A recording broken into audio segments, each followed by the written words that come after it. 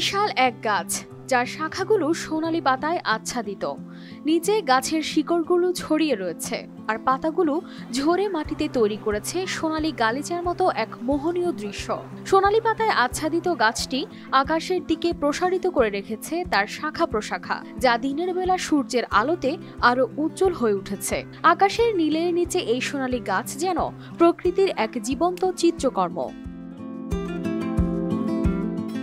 বলছি দক্ষিণ কোরিয়ার অঞ্জুর বিখ্যাত গিঙ্কো গাছের কথা, যার বয়স অন্তত ৮০০ বছরেরও বেশি। শরতের আগমনে গাছটি যখন পুরোপুরি সোনালী রূপে সেজে ওঠে, তখন তার সৌন্দর্য যেন রূপকথার গল্পকেও হার মানায়। শত শত মানুষ দূর দূরান্ত থেকে ছুটে আসেন এই প্রাকৃতিক সৌন্দর্য উপভোগ করতে। স্মৃতি ধরে রাখতে অনেকেই প্রিয় মানুষকে সঙ্গে নিয়ে তোলেন ছবি। 800년 된 나무라고 들었는데 পুরানো দিয়ে নতুন নিতে আজই চলে আসুন আপনার নিকটস্থ ওয়ালটন শোরুমে। স্থানীয়দের বিশ্বাস মতে এটি কোনো সাধারণ গাছ নয়, একে মনে করা হয় কোরিয়ার ঐতিহ্যের অংশ। বাসিন্দারা বিশ্বাস করেন এই গাছটির শিকড়ে একটি সাদা বর্ণের সাপ বাস করে।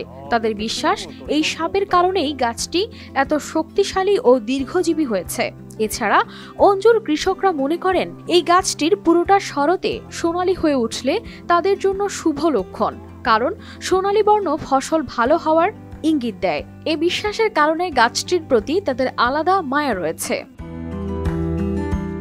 এবং এর শাখাগুলো প্রায় ৩৭ মিটার পর্যন্ত ছড়িয়ে রয়েছে। এই বিশালতা ও সোনালী সৌন্দর্য মিলে গাছটিকে এক অপরূপ প্রাকৃতিক সৌন্দর্যে পরিণত করেছে। দর্শকরা দূর দূরান্ত থেকে ছুটে আসেন শুধু এই গাছটির এক ঝলক দেখতে এবং ছবিতে বন্দী করতে।